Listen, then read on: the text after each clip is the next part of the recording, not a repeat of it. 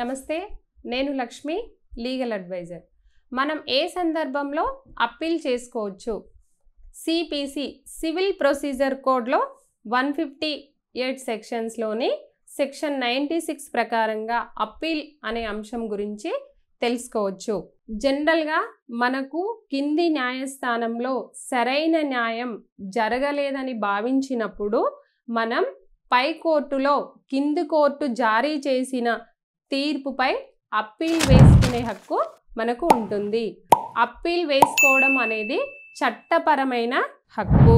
అదేవిధంగా junior civil judge లేదా senior కోర్టులో మనకు వెల్లడించిన తీర్పులపై సరైన న్యాయం జరగలేదు అని అనుకున్నప్పుడు జిల్లా కోర్టుకు అప్పీల్కు వెళ్ళే హక్కు మనకు ఉంటుంది.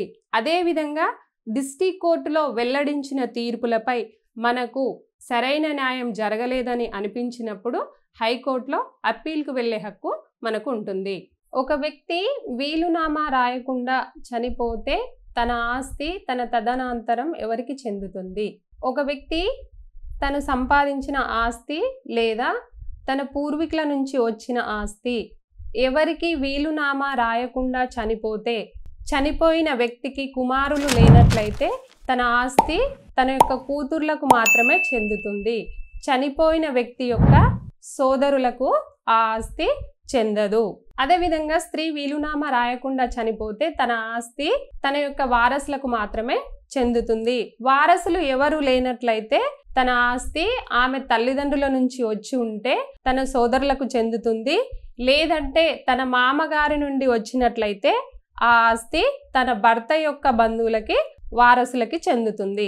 ఆస్తిలో భార్య వాటా ఎలా ఉంటుంది?